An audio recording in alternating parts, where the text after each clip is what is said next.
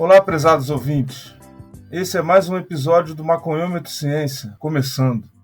Esse que é um projeto do Cannabis Monitor em parceria com o Psicocult, de entrevistas com os pesquisadores brasileiros que têm a maconha e a política de drogas como objeto de estudo.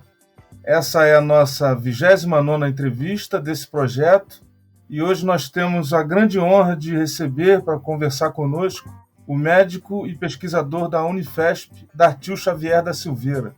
Para quem não me conhece, eu sou Marcos Veríssimo, sou antropólogo, pesquisador vinculado ao Instituto de Estudos Comparados em Administração de Conflitos, o INCT-INEAC, e também ao Psicocult. E juntamente com o meu parceiro Yuri Mota, viemos tocando aqui esse projeto de entrevistas com pessoas que fazem pesquisa com a maconha e seus múltiplos atravessamentos. Salve, Yuri! Tudo beleza, meu camarada? Veríssimo, é um prazer mais uma vez estar aqui com você em mais um episódio do Maconhômetro Ciência. Estamos aqui reforçando nossos vínculos institucionais e dessa vez convidando o pesquisador Dartil Xavier da Silveira. Para quem não me conhece, meu nome é Yuri Mota, eu sou graduado em Política Pública pela Universidade Federal Fluminense e atualmente estou fazendo doutorado no Programa de Pós-Graduação em Sociologia e Direito, também da UF, e assim como o Veríssimo, sou um pesquisador vinculado ao INEAC, que é o Instituto de Estudos Comparados em Administração de Conflitos, e ao Psicocult, que é o Núcleo de Pesquisa sobre Psicoativos e Cultura. Assim como o Veríssimo já colocou, a proposta desse projeto, Maconhômetro Ciência, é dialogar com estudiosos dos mais diversos segmentos e áreas do saber, e desse modo a gente tentar contribuir para um mapeamento da produção acadêmica sobre a maconha e também sobre a política de drogas na atualidade.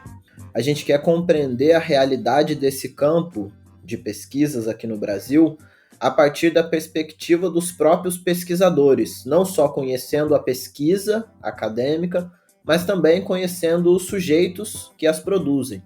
E para isso, hoje a gente vai receber aqui para uma conversa, com muita satisfação e admiração, o médico, psiquiatra, professor e pesquisador da Unifesp, Dartil Xavier da Silveira.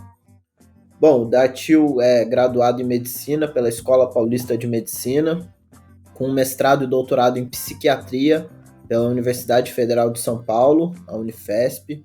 Ele já foi consultor do Ministério da Saúde, da Secretaria Nacional de Drogas, da SENAD, já foi membro da American Psychiatry Association, da International Association for Analytical Psychology, além de pesquisador colaborador da University of California.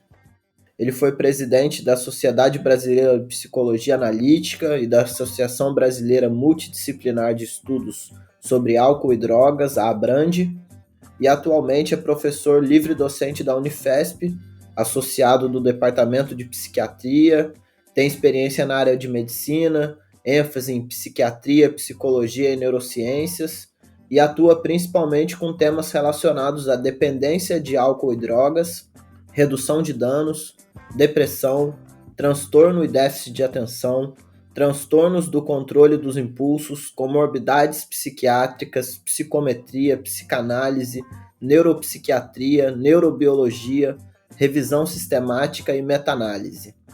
Atua ainda como médico psiquiatra em consultório particular.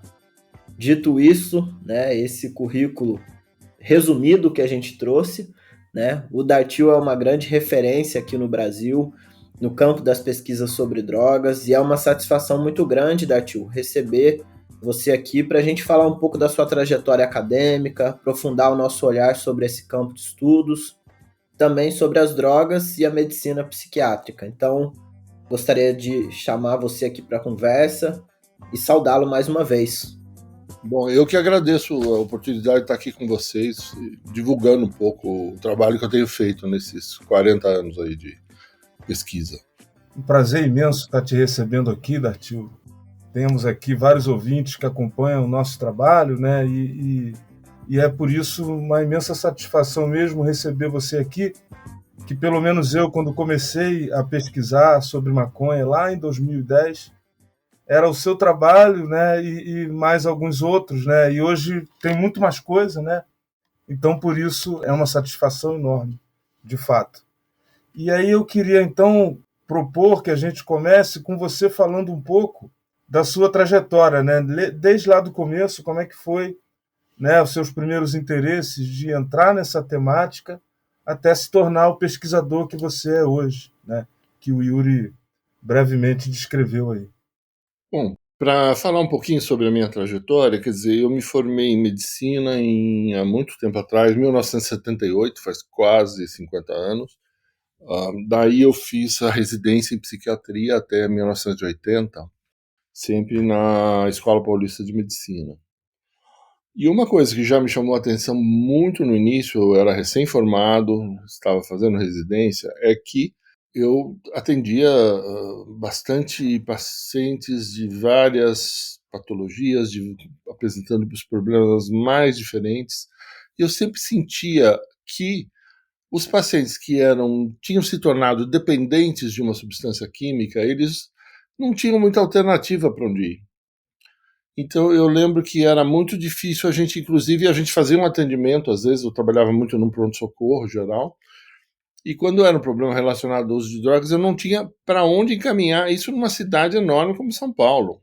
E eu comecei a pensar, como que uma cidade como São Paulo eu não tenho para onde encaminhar uma pessoa com problemas com substâncias ilícitas?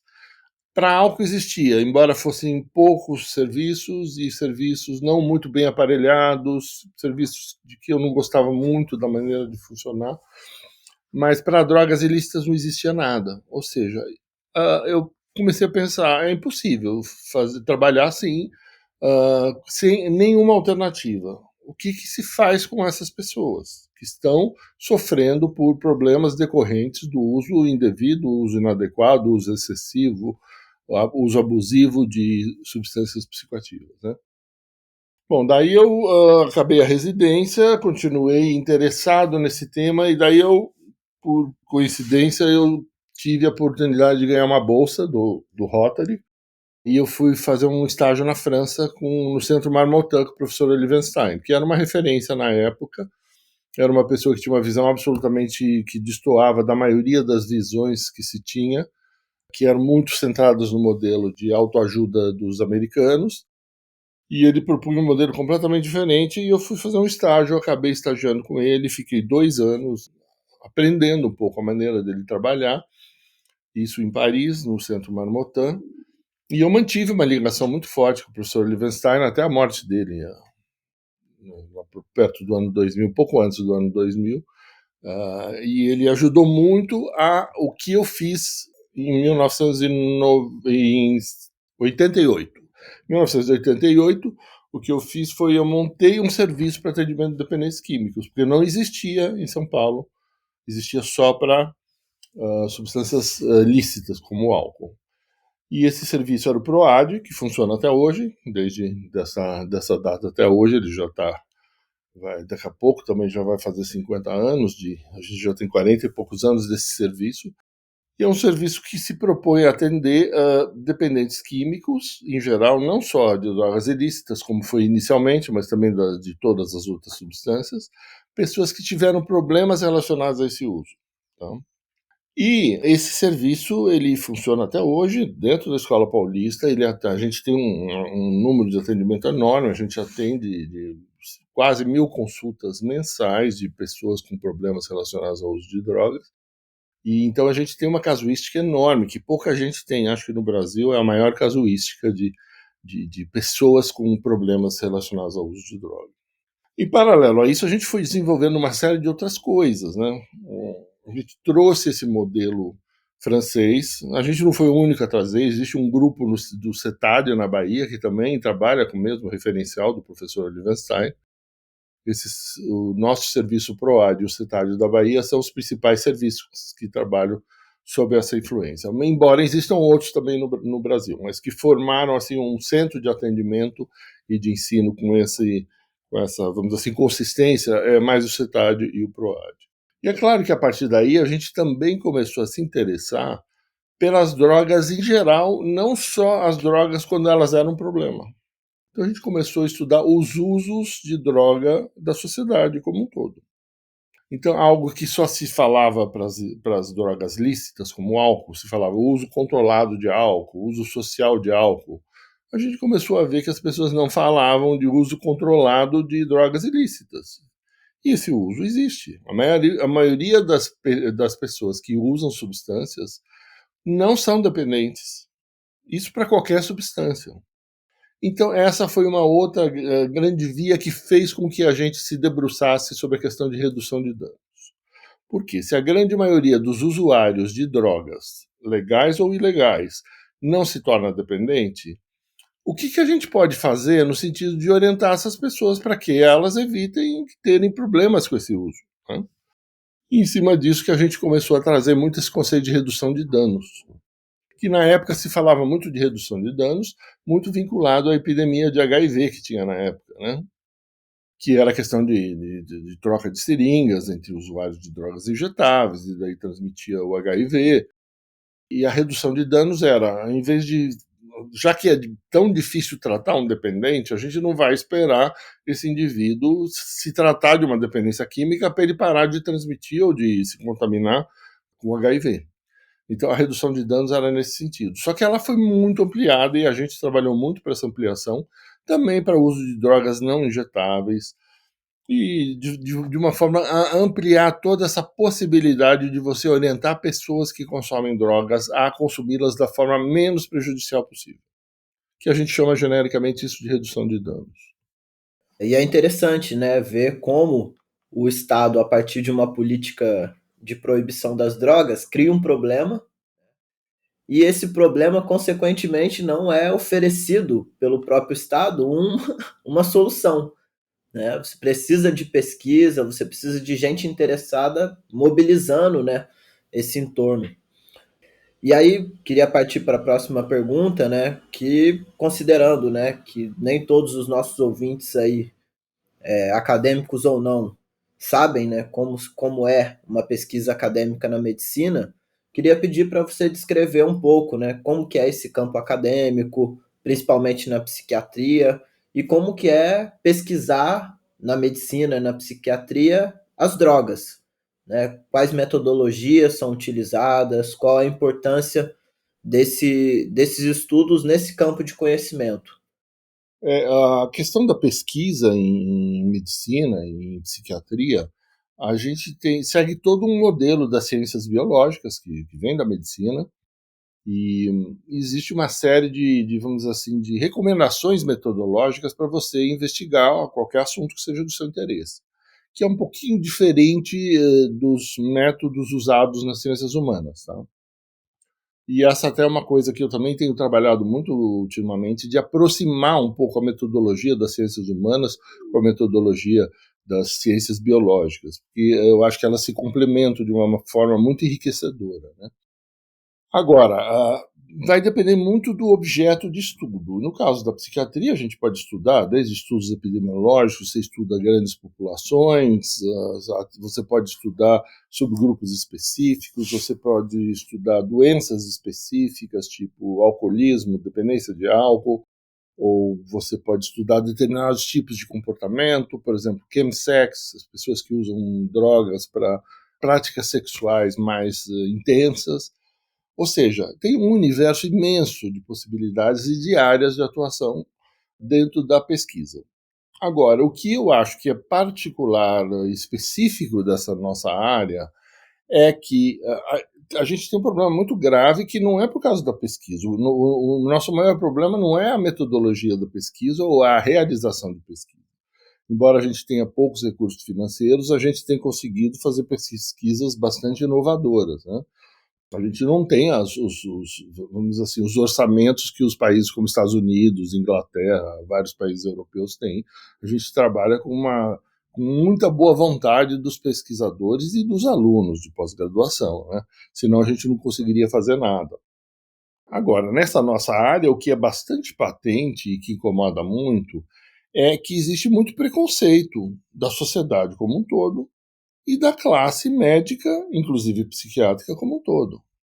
Então, por exemplo, se eu começo a estudar as drogas lícitas, álcool ou calmantes, não vou ter muito problema, Agora, se eu começo a estudar as ilícitas, maconha, cocaína, eu vou começar a ter uma série de resistências. Então, por exemplo, às vezes vinha alguém querendo fazer uma pós-graduação comigo, um mestrado, um doutorado, queria trabalhar alguma coisa relacionada ao uso de cocaína. Se eu tivesse frequentemente a questão do comitê de ética já impunha algum tipo de dificuldade.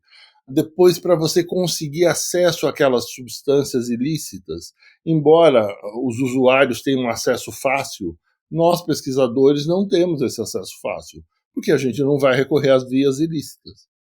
A gente precisa de uma droga, vamos dizer assim, que seja autorizada a importação daquilo. Então a gente tinha que importar de fora do país, por exemplo, cocaína ou psicodélicos, ou LSD, seja o que for, para fazer a pesquisa. O que acontece? O indivíduo, o aluno tem 2 a 4 anos para fazer o mestrado ou doutorado dele.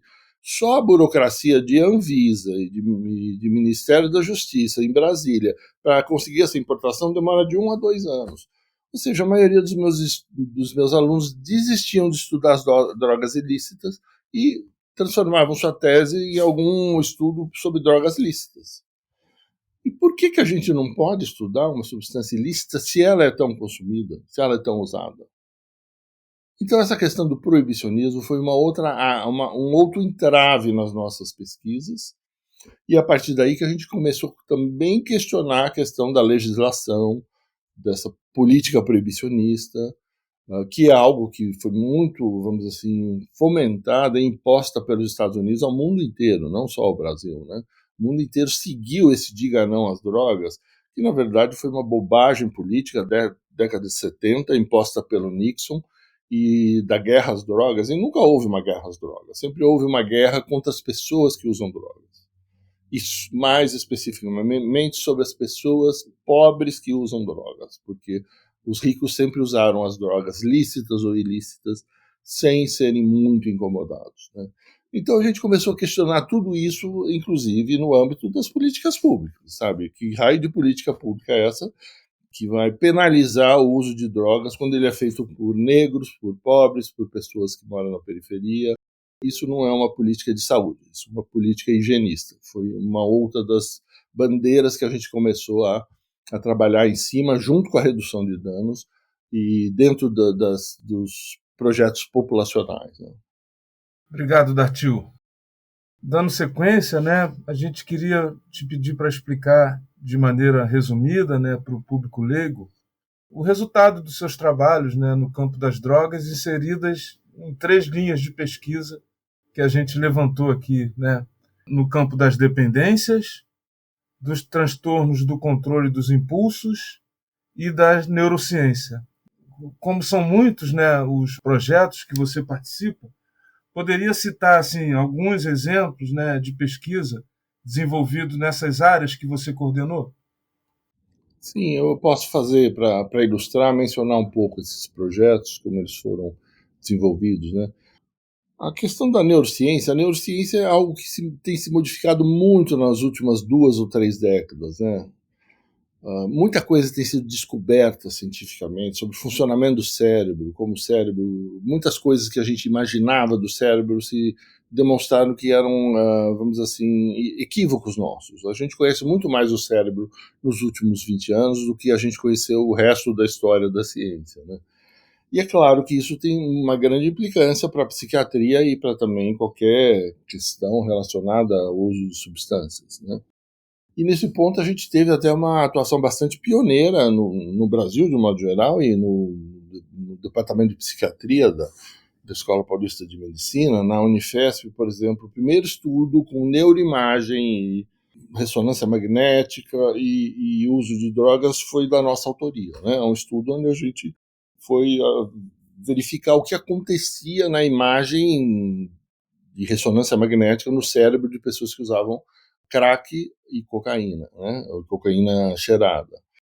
Então foi um estudo pioneiro e ele é importante por ter sido pioneiro nesse sentido, né? Mostrando que diversas áreas cerebrais para aqueles usuários crônicos de crack havia uma diminuição do funcionamento de determinadas áreas, algumas áreas particularmente nobres, como o lobo frontal, que está relacionado com inteligência, né?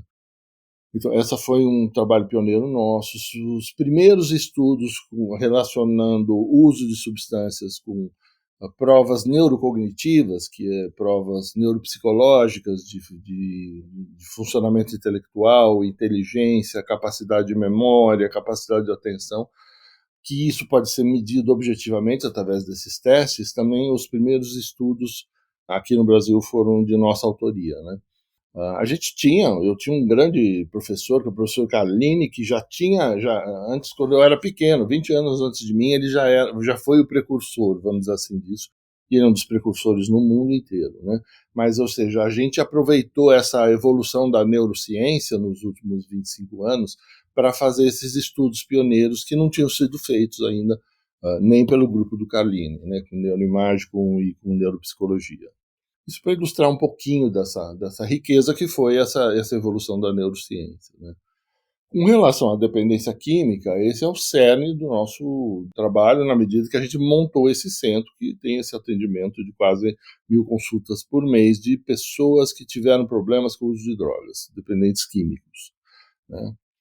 E diversos estudos nossos apontaram coisas muito interessantes, por exemplo, que atrás de toda grande dependência tem um outro transtorno psiquiátrico associado. Então, e aí eu gostaria até de falar um pouco mais sobre isso, porque isso tem uma implicância, inclusive, no nível de saúde pública, no nível de redução de danos, que existem estudos muito bem conduzidos em vários lugares do mundo, mas eu destacaria mais o estudo do Jimmy Anthony, em Baltimore, da Johns Hopkins University, que ele estudou qual é a frequência de problemas relacionados ao uso de drogas dependendo da droga. Então a gente sabe, por exemplo, que cada 100 pessoas que usam álcool, 15 vão se tornar alcoólatras, vão ficar dependentes do álcool. Agora, esse mesmo estudo do Jimmy Anthony, ele mostrou dados muito impressionantes que as pessoas não sabiam na época. 15% se tornam alcoólatras. Entre 100 usuários de maconha, 9 se tornam dependentes de maconha. Ou seja, o potencial de gerar dependência é quase o dobro para o álcool do que para a maconha. E quando a maioria das pessoas achava que não, que a maconha, por ser uma droga ilícita, ela era mais perigosa e ela teria um maior risco de desencadear uma dependência.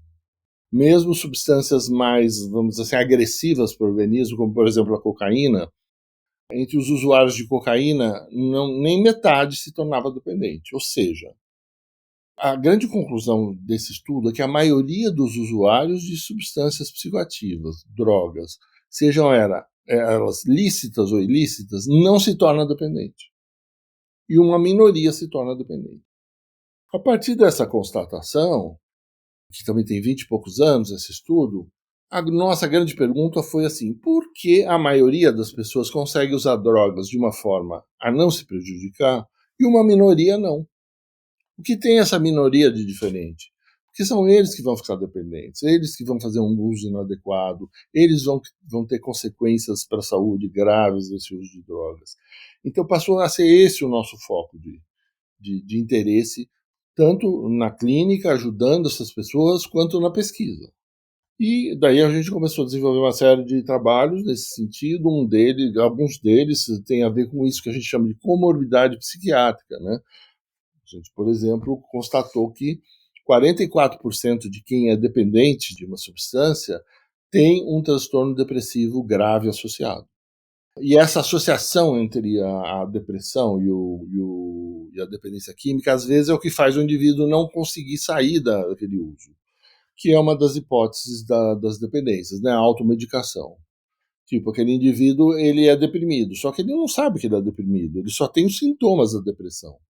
Ele sabe que ele acha que as coisas meio sem graça na vida, ele é meio triste, não tem muita motivação para fazer as coisas, a vida não tem muita cor, não tem muita graça, até que ele vai lá e usa uma substância, e daí a vida fica mais interessante, a vida fica menos chata, ele se sente menos triste, ele se sente menos desvalorizado.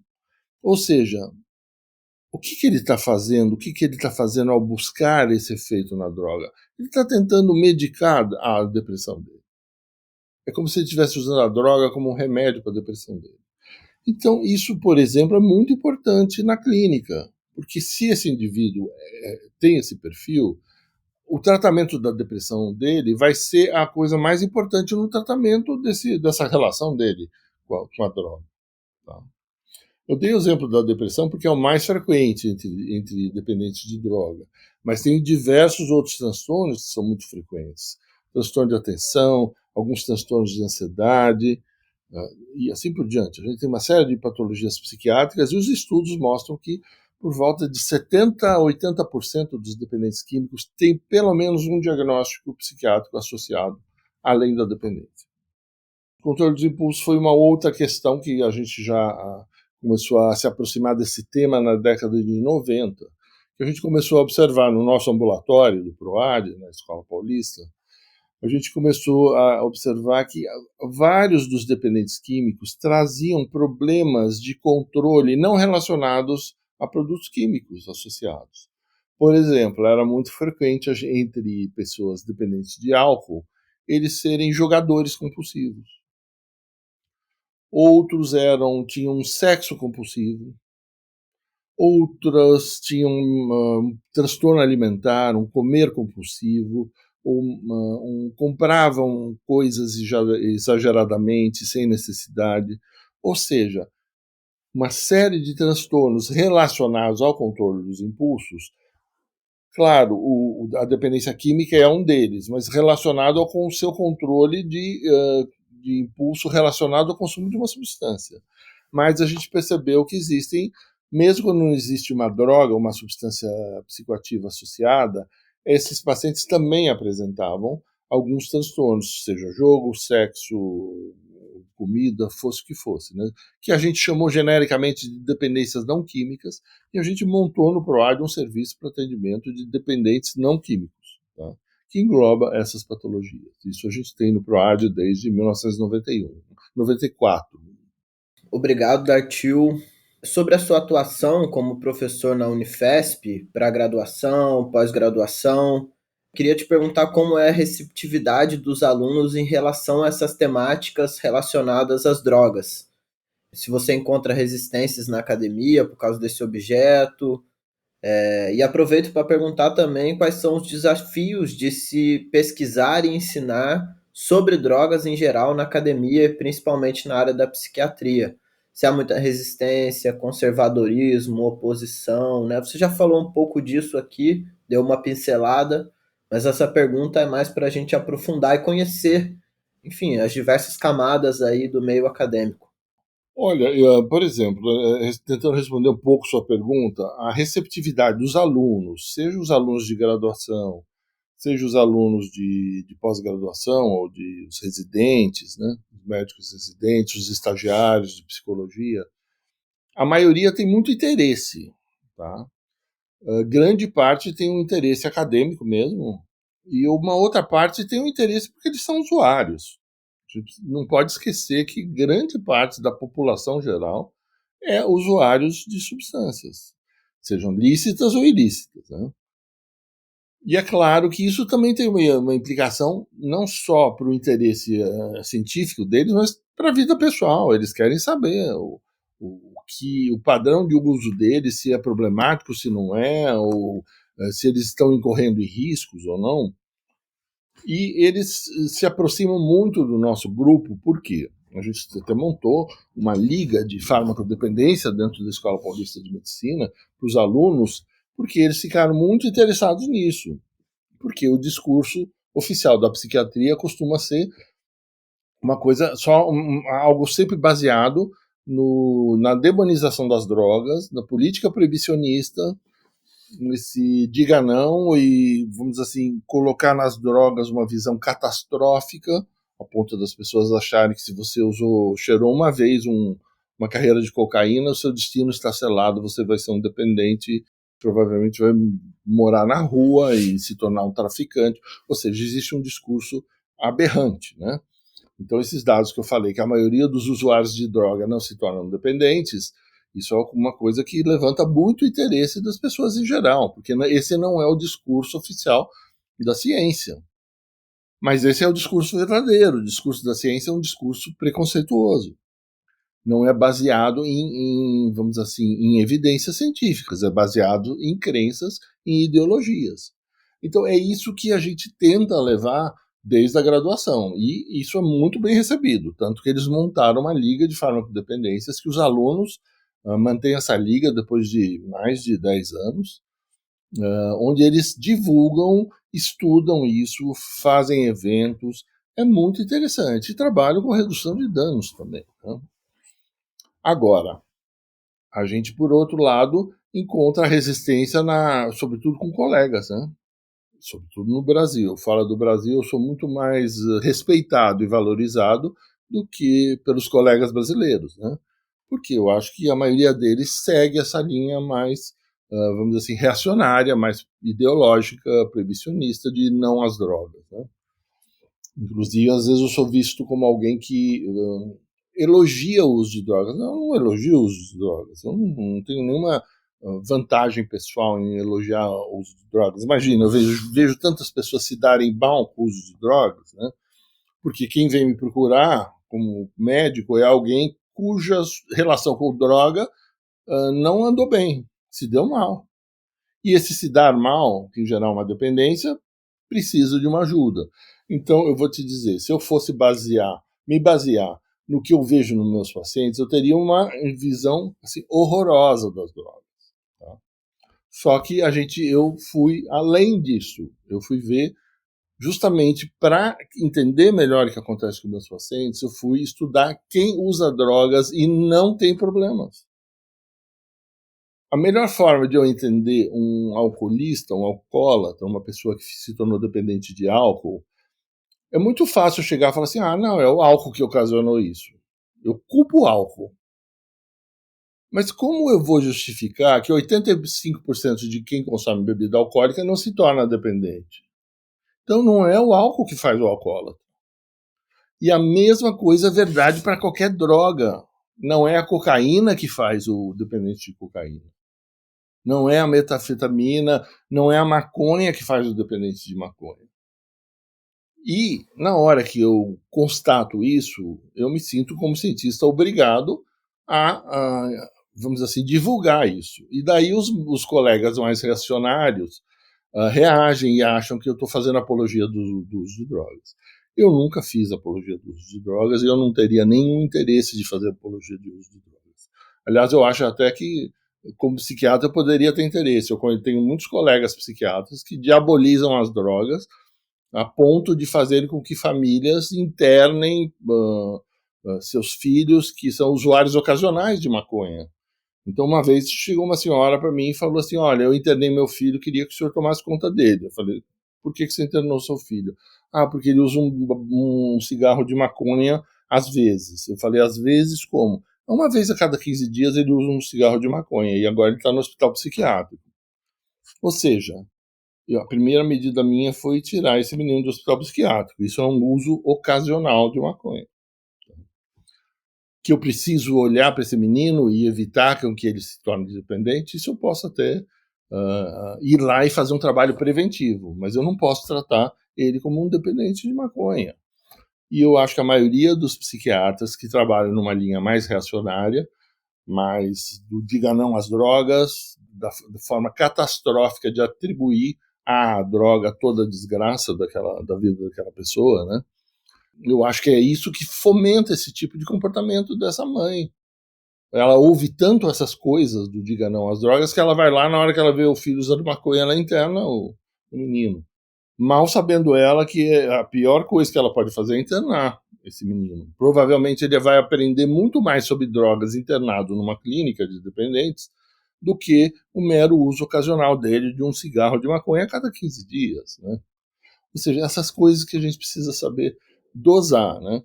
Agora, na hora que eu começo a propor essas coisas e falar dessas coisas, os meus colegas mais reacionários reagem de uma forma truculenta, né? Eu tinha uma grande penetração em diversos meios científicos aqui no Brasil. Hoje em dia eu sou convidado para dar palestras fora do Brasil e eu sou muito pouco convidado para dar entre os meus pares. É curioso, eu sou muito mais valorizado na Europa e nos Estados Unidos do que aqui, né? Muito interessante isso que você coloca, né, sobre ponderar o tipo de informação que chega no seu consultório de uma pessoa pedindo ajuda, né? Que eu fico me lembrando, né, que um trabalho que tanto marcou no século XX a discussão aqui no Brasil e lá fora sobre esse tema foi aquele trabalho do José Rodrigues Doria, conhecido e publicado e republicado, né, de 1915, né, os fumadores de maconha, efeitos e males do vício, que justamente, né, a base que ele tomou foi de médicos que estavam trabalhando em manicômios, né, em lugares de confinamento, enfim. E aí é legal, né, ressaltar isso aí para o nosso ouvinte, né, que é uma perspectiva contrária, né, que você tomou, né, de não tomar aquele discurso e também os sintomas, né, assim no vácuo, né, como se não tivesse nada a ver. Muito interessante. Dito isso, né, bom, você é uma figura pública conhecida, um especialista consagrado no campo, com um trabalho relevante de educação sobre as problemáticas individuais com a questão do consumo de drogas e com atuação no Ministério da Saúde e da Justiça e também na Organização Mundial de Saúde, né, que é a agência da ONU de promoção da saúde. Com base nisso, né, a gente queria pedir para você compartilhar com a gente como se dá essa sua participação no debate público, né, tanto nessas entidades como em eventos, entrevistas, programas, cursos, publicações, né, e a importância dessa atuação. Eu acho que teve vários momentos em que eu senti que a minha atuação foi bastante produtiva, bastante útil, né? Junto a esses órgãos maiores, estatais, né? Tanto aqui no Brasil como fora do Brasil. Só para dar um exemplo, existiu todo na década de 90 existia todo um movimento, inclusive muito grande parte dele capitaneado por médicos, psiquiatras, de desqualificar esse uso de ayahuasca em rituais religiosos. Então esses grupos ayahuasqueiros, que antes eram só da região amazônica, depois vieram para os grandes centros, começou a incomodar muito, dizendo, olha, isso é uma substância alucinógena que vai enlouquecer as pessoas, e tinha um discurso médico reacionário que coibia isso, e existia um movimento em favor do proibicionismo do uso de ayahuasca em rituais. E daí a Secretaria Nacional Antidrogas do Ministério da Justiça me chamou, junto com um colega antropólogo, o Edward McRae, eu e o Edward, para a gente coordenar um grupo de estudos envolvendo profissionais da área e envolvendo religiosos, grupos religiosos relacionados ao uso dessa substância, no caso a ayahuasca, né? E eu acho que a grande importância desse trabalho do Edward e meu foi que a gente conseguiu realmente, através da autorização do respeito à liberdade religiosa, autorizar o uso de ayahuasca no Brasil. E tanto que se parou de discutir isso e agora não se discute mais, isso é liberdade religiosa, esse uso de ayahuasca é milenar e não se fala mais nisso, com o aval, a chancela do governo. Então, as pessoas, os grupos ayahuasqueiros estão protegidos a partir desse nosso trabalho, né? Então, e posteriormente, nos Estados Unidos, eles tiveram problemas parecidos, seja com o peyote na Igreja Nativa Americana, seja com a própria ayahuasca, que começou a chegar nos Estados Unidos, e começou a haver essa perseguição, essa caça às bruxas proibicionista, né? E daí eles chamaram a gente. Eu lembro que eu fui chamado para depor em tribunal e dizer o que eu achava e como tinha sido esse processo no Brasil. E hoje em dia existe essa autorização de uso ritual religioso também em diversos estados americanos, graças à nossa atuação, né? Então esse é um exemplo de como essas atuações nossas em âmbito público podem ajudar.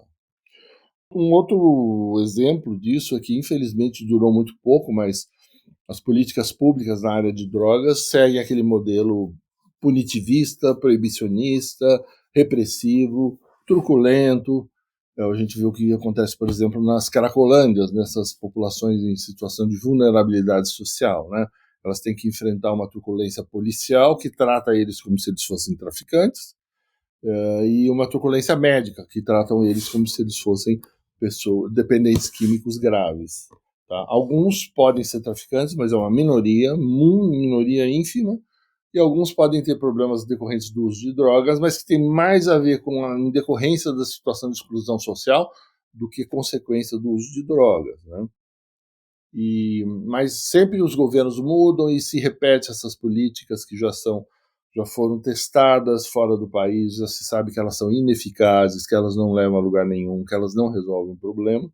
E daí veio, quando o Fernando Haddad ganhou a prefeitura de São Paulo, ele me chamou, junto com um grupo de outros colegas de técnicos, para montar um projeto que se chamou de Braços Abertos, que era justamente um projeto direcionado a essa população em situação de rua, dentro de uma política de drogas completamente diferente. Não era uma política punitivista, não era uma política agressiva, coercitiva, ao contrário, era uma política de acolhimento. E, embora a gestão do Haddad tenha sido muito curta e não deu para amadurecer o programa e ele chegar no seu, vamos dizer assim, funcionamento máximo, mas já de cara com a implantação desse programa de Braços Abertos, a gente já viu muitos casos de pessoas que só de você melhorar as condições de vida, tirarem elas da rua, elas poderem ter um prato de comida, ter um teto para dormir, muitas abandonaram o uso de crack, sem precisar passar por um médico, por um psicólogo. Ou seja, é só a mudança dessa situação de qualidade de vida mínima já era o suficiente para tirá-lo da questão do uso de uma droga tão agressiva como o crack. Então eu acho que isso fala muito, e esses resultados tão positivos não foram só nossos, isso já havia acontecer em cidades americanas, em cidades canadenses, tem um trabalho em Londres, um trabalho em Paris também que mostrou os mesmos resultados, ou seja, a gente não estava inventando a roda com Braços Abertos, a gente estava replicando um modelo que deu certo. Só que é um modelo que tem que mudar o paradigma, mudar a forma como você olha para o fenômeno droga, né? Obrigado, Dartil. Você falou um pouco do Edward McRae, né? A gente já teve a honra de receber ele aqui no Maconhômetro Ciência também.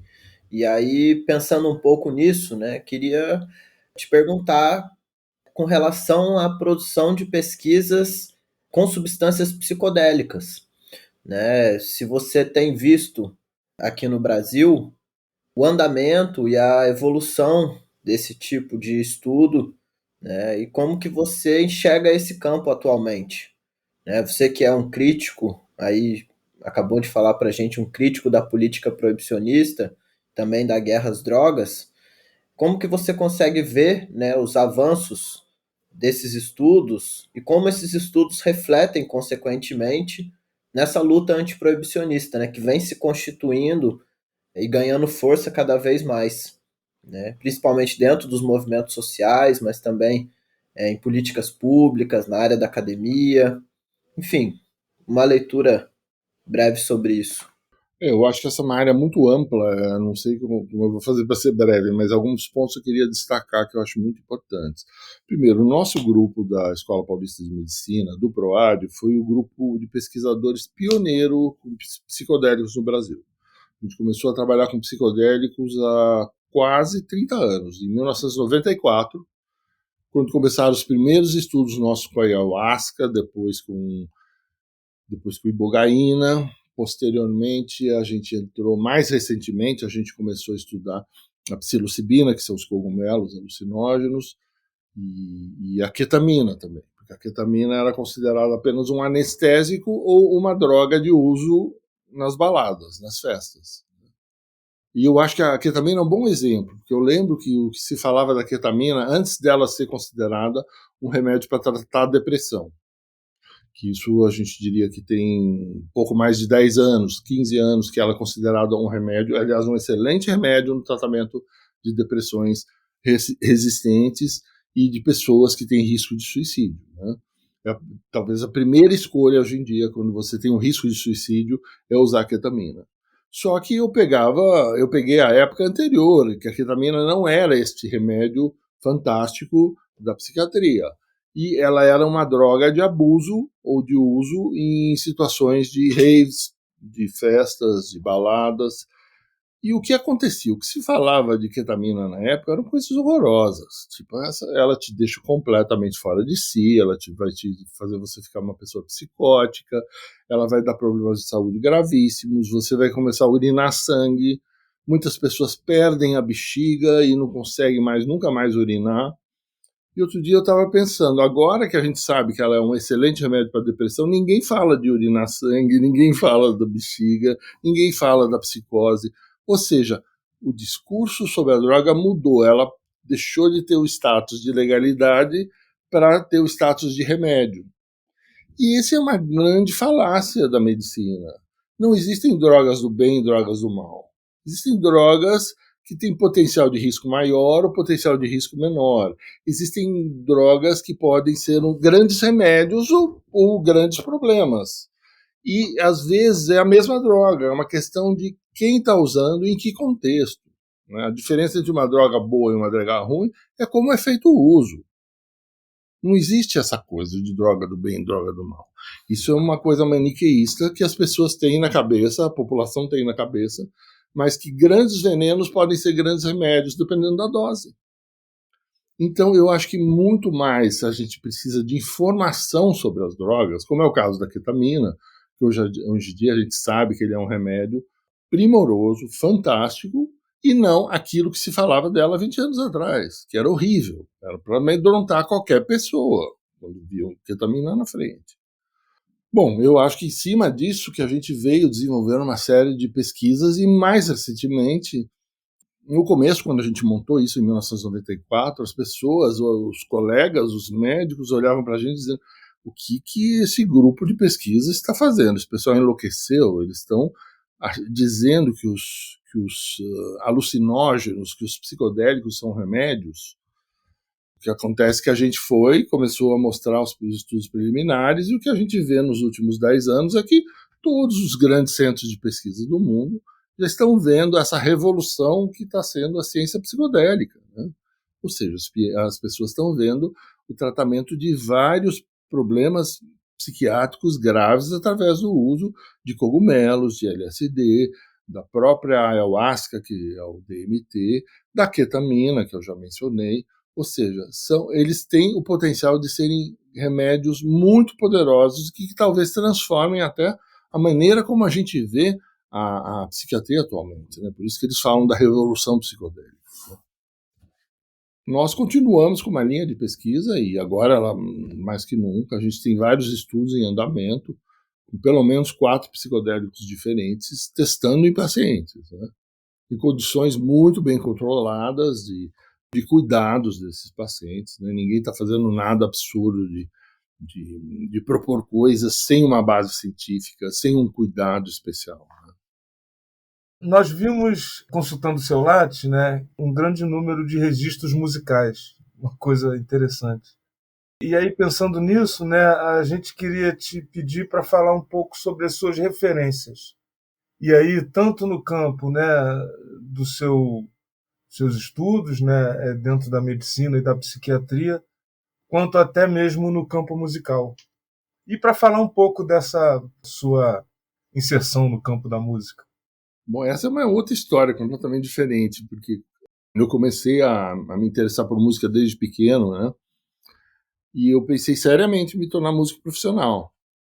E isso nunca me abandonou, mesmo depois que eu entrei na medicina e que eu me tornei médico, eu continuava a ser músico também, eu desenvolvi uma carreira em paralelo, né? E eu achava que, olha, bom, com o tempo a medicina vai me absorver tanto e a música vai ficar uma coisa cada vez mais secundária. Daí eu comecei a entrar em concursos de música, comecei a ganhar concursos de música, comecei a ser convidado para tocar com a orquestra. O maestro Eleazar de Carvalho, que era um dos maiores maestros da época aqui no Brasil, ele me convidava quase que anualmente para ser solista de concertos aqui na Sala São Paulo, no equivalente à Sala São Paulo, na época que a Sala São Paulo não tinha ainda sido inaugurada, mas era a sede da Orquestra Sinfônica, né? E depois comecei a ser convidado para tocar também fora do Brasil. Daí eu falei, bom, agora eu não sei como é que eu vou fazer, né? Porque eu achei que o destino ia decidir por mim e eu ia passar a ser um músico amador. Mas, de uma certa forma, o destino decidiu, porque a medicina começou a me demandar muito mais tempo, né? E eu comecei a precisar dizer um pouco não para a música, né? Mas eu mantive até hoje, eu continuo tocando até hoje. Eu comecei muito, como eu falei, na música erudita, mas mais na música clássica, música de concerto, mas eu ampliei isso. Depois eu comecei a me interessar por música popular brasileira, por bossa nova, e depois comecei a estudar canto. Além de tocar piano, eu canto também. Então eu tenho um interesse bastante assim, diversificado nessa área de música, né? E o que sempre foi para mim muito difícil é juntar a música com a medicina, porque eu sempre ficava com a sensação que eu estava fazendo duas coisas que não tinham nada a ver uma coisa com outra, né? E só muito recentemente que uma colega minha me convidou, Patrícia Vanzella, que é pianista, me convidou para eu dar uma aula sobre música na experiência psicodélica. E isso é algo que está sendo de uma área de muito interesse, né? Ou seja, parece que o tipo de música que você ouve sob efeito de uma substância psicodélica pode te guiar de uma forma favorável ou desfavorável dentro daquela experiência psicodélica. A gente vê que os rituais também de ayahuasca também tem a música como um elemento importante. Então, a influência disso no seu processo ali de autoconhecimento, se for numa experiência xamânica, ou se for no seu processo de cura, se for o uso terapêutico de um psicodélico, também a música a gente tem pensado muito. Nas nossas pesquisas, a gente estudou várias playlists de músicas e quais que eram mais agradáveis aos pacientes, quais que eram mais problemáticas, mais difíceis. Então, finalmente, acho que depois de 40 anos que eu estou conseguindo juntar um pouco mais música e psiquiatria, né? Oh, muito legal, Dartil. E aí, partindo para a nossa última pergunta, queria te perguntar quais são as suas dicas, sugestões que você daria para aspirantes a pesquisadores, pessoas que estão iniciando na academia, né, que estão adentrando no campo da política de drogas, no campo dos estudos sobre drogas, né? Quais são aí algumas dicas que você pode dar para essas pessoas ingressarem, né, de maneira bem sucedida? Eu acho que a coisa mais importante que eu diria para as pessoas é elas manterem os olhos e os ouvidos abertos. Eu acho que a gente aprende muito mais com essa atenção para o que não é, vamos dizer assim, o que é normalmente dito, em geral, são paradigmas. Esses paradigmas podem ser questionados a qualquer momento. Eu acho que a função das pesquisas é questionar esses paradigmas. A função das pesquisas é a gente sair da zona de conforto, parar de tomar como certo o que dizem para a gente. Quando alguém me diz uma coisa, olha, tal coisa provoca uma doença X, eu vou me perguntar, será? Será que essa pessoa está certa? Se eu não partir desse questionamento, dessa dúvida, eu nunca vou ser um bom pesquisador, né? Porque senão você fica só... Conheço muitos pesquisadores que ficam replicando pesquisas que já foram feitas inúmeras vezes, e eles chegam às mesmas conclusões. Eles chegam às mesmas conclusões porque eles não questionaram essas pesquisas. Eles simplesmente repetiram aquele método. Agora, na hora que você começa a dizer, não, eu acho que tem alguma coisa diferente aí, não é bem assim. Por exemplo, aquele exemplo que eu dei para vocês. Todo mundo, a gente tem um discurso científico de que a droga faz o drogado. Ora, aquele estudo que eu mencionei para vocês, do Jimmy Anthony, que mostra que a grande maioria dos usuários de droga não se tornam dependentes, ele bota abaixo esse conceito. Só que esse conceito é o prevalente, eu aceito até hoje. A droga faz o drogado. Não, para você ser um drogado, você precisa da droga, mas ela não é uma condição suficiente para você ser um drogado. Tanto que a maioria das pessoas que usa droga não é drogada. Então, vamos mudar a maneira de ver as coisas e deixar de aceitar os paradigmas prontos. Vamos mudar a pergunta. Por que a maioria das pessoas consegue usar droga sem se tornar dependente? Essa é a regra. A exceção é você se tornar um dependente químico. E é na descoberta dessa diferença que você vai poder ajudar quem se tornou dependente químico. e não ficar só naquele discurso diga não às drogas, se o indivíduo usa droga interna involuntariamente, compulsoriamente, postura repressiva, coercitiva. Isso não funciona. Outro dia veio uma mãe falar para mim, olha, meu filho precisa ser internado porque ele está usando tal substância. E eu falei assim, ele já foi internado antes? Ela falou assim, ele já foi 20 vezes. Eu falei, e o que faz a senhora pensar que a 21ª vai ser diferente? Né? Quer dizer, é esse tipo de pergunta que a gente precisa começar a se fazer, a fazer para os pacientes, fazer para os familiares, a fazer para a sociedade. Eu acho que esse que é a grande diferença da coisa. Né? Dartil, muito obrigado. Muito legal, eu acho que a experiência aqui, além de um bom bate-papo, tenho certeza que foi uma aula. Então, queria agradecer. A gente está chegando ao final da nossa entrevista. Foi um prazer te receber aqui no Maconhômetro Ciência, conhecer um pouco mais da sua trajetória, do seu trabalho de pesquisa com drogas no campo da medicina, da psiquiatria. Deixo aqui o meu muito obrigado. Eu que agradeço. Também gostaria de agradecer, Dartil, sua presença aqui conosco, essa conversa muito agradável, né? Sua generosidade em compartilhar conosco, né? Uma trajetória tão interessante dentro da pesquisa, né? Enfim, muito obrigado aí. Nós aprendemos bastante. Tenho certeza também que nossos ouvintes aprenderão bastante aí com essa conversa. É por isso que é tão legal fazer esse programa aqui. Grande abraço. Eu agradeço a possibilidade de poder estar compartilhando com vocês um pouco essa trajetória minha, essa minha maneira de ver as coisas, que eu acho que nem sempre tem muita receptividade para essas coisas que fogem um pouco da regra, né? Eu acho muito bom poder estar compartilhando isso com vocês aqui agora. Valeu, Dartil. É isso, galera. Tivemos o prazer de receber e trocar essa ideia sensacional com o Dartil Xavier da Silveira e mais um episódio do Maconhômetro Ciência, um programa de entrevistas com pesquisadores que têm a maconha, outras drogas ou suas políticas como objetos de estudo e se dedicam a produzir conhecimento científico sobre esses temas nas universidades brasileiras. Esse projeto é fruto de uma parceria entre o Cannabis Monitor e o Psicocult, que é o Núcleo de Pesquisas em Psicoativos e Cultura, vinculado ao INCT-INEAC, um Instituto de Estudos Comparados em Administração de Conflitos da Universidade Federal Fluminense. Obrigado demais a todos os envolvidos e a você que ouviu a gente até aqui. Para acompanhar mais de perto o nosso trabalho, segue a gente nas redes sociais e se você curte esse projeto e vê relevância nessa iniciativa, considere dar aquela moral para a gente e ajuda contribuindo com a nossa campanha coletiva permanente no Apoia-se. O endereço é apoia.se/Cannabis Monitor.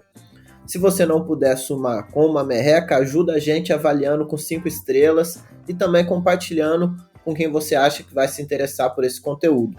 Valeu demais, galera. A gente fica por aqui. Um grande abraço para geral e até a próxima entrevista.